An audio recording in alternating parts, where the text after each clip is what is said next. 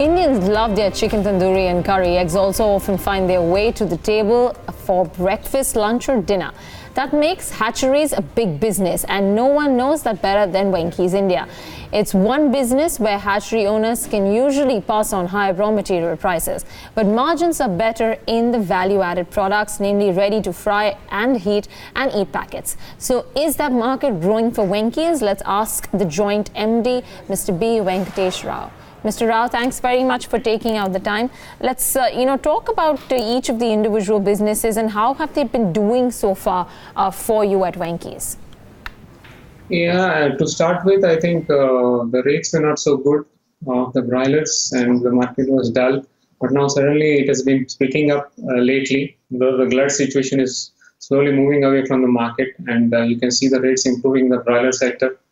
Further processing, Venky's products like ETC products and the multinational supply, I think it is increasing. You can see that from 1700, 1500, 1700 something, 1400 something is going to 1700, 300 plus restaurants, quick service restaurants this year coming up, and different multinational American chains are coming in with.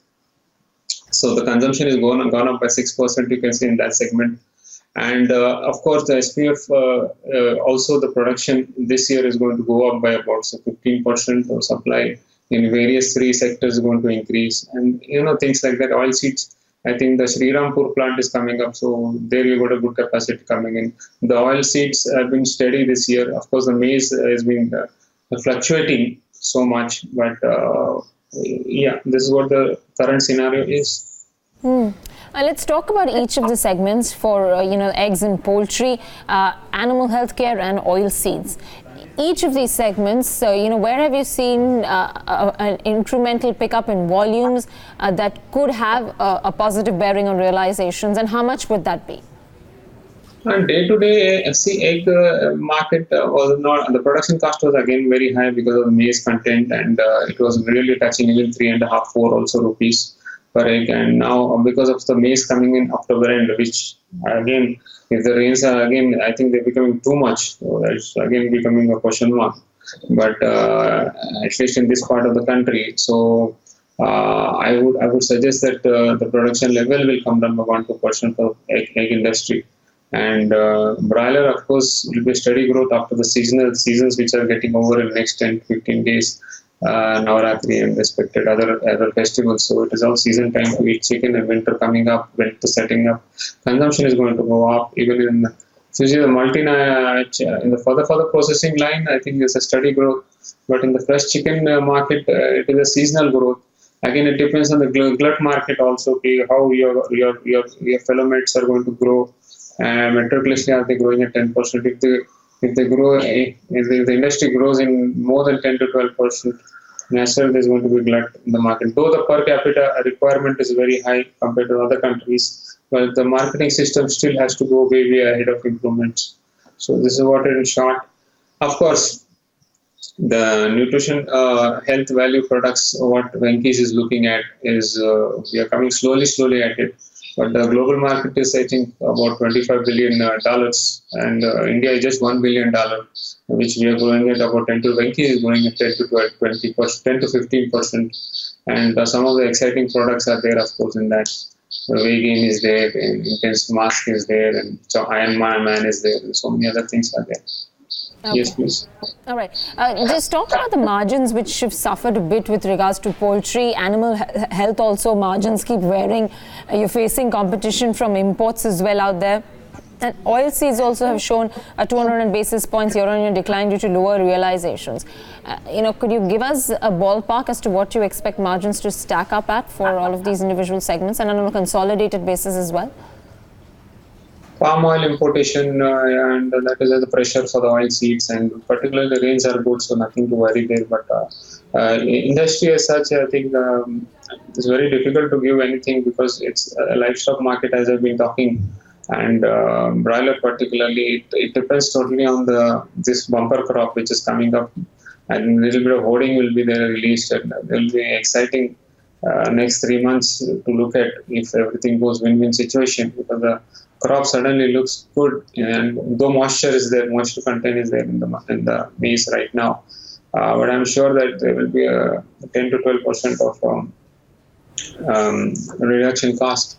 Though we are expecting the rates to be stable this next quarter for the broiler industry. The hatching eggs are also equally doing, I think they're picking up very slowly. Though the glut situation is still in the market, the heavy birds are there in the market, which has to be cleared. And then only you can see that if the rates are good, I've been talking this for a number of times. If the rates of the crop is good, if the rates are good, there is nothing going to do good, because the market, if it is in a glut situation and the heavy birds are there, then it has to synchronize and gel right up to the customer level. So it is all win-win situation. It should be. But I would say that bottom line, 10% growth we are maintaining, and we'll be maintaining and looking at that parameters. All right. Could you give us an outlook in terms of price increases that you're looking to take on the back of higher maize prices? I think whenever there's glut in the market, I think, and the maize prices are going above the production level, so it is naturally passed on to us. So there's nothing to see at that position. But yes, I'm looking at better prices in the industry if everybody cooperates, and even the agriculture farmers who suddenly see good prices in season and try to produce more chicken, which is a good thing. But then we have to do marketing meticulously, which everybody talks about, because per capita, again I repeat, is a huge gap between the developed countries and we are a developing country. So there is a scope of another at least 2 decades to go ahead to even compete with China, America. What's Venky's plans for the product pipeline expansion and diversification, and also any plans with regards to whey protein? Whey protein is, of course, we're growing in a very small sector, 10 to 20%, 10 to 15% in $1 billion business in India, and of course it's picking up good. And we have also had a small trial in Blackburn in our UK team. And everybody appreciated that, and the taste and the quality of the product. But products, and but particularly if you see, SPF is a very interesting branch of us, which is coming up. Internationally also the clients increasing, and the production level going 15% higher. Next year, 20%. Then we have human supply, vaccines which are never ending. Then you've got poultry vaccine manufacturers also is never ending again. So I think it is 5 to 10% per annum increase in the SPF production. And of course, the overall Venky's, I would say 10 to 11% margins, which we are looking at. It's very difficult to get into it because it will be a costing factor for various other products. But this is what we are looking at. And of course, the broiler and layer industry is 10 to 12% expansion per annum, which is has to go meticulously. A lot of competition. I think quality and service have to be the benchmark for the good product to be sold. That's what we believe. And I would even go ahead and tell our competitors about this. All right. Mr. Rao, just one question with regards to the corporate tax cuts. How much of a benefit is that for you? I would say it's a welcome move from our respected PM sir, and really appreciate that. And we have not come to the conclusion what the effects are going to be like, but I'm sure it is going to be a nice move by the government, and we appreciate that. And, what is your current effective tax rate? Current effective tax rate for Venky's? Venky's, I think it is. It has come down by, I think, 8%. What was that? 8% or something like that, or 7%. And I think it should affect us by about 35%, and 35% overall, and I think we take 7-8% in that. All right. So indeed, a welcome move coming there from a corporate tax perspective as well. Mr. Rao, thank you so very much for joining us. Appreciate you taking out the time. Thank you.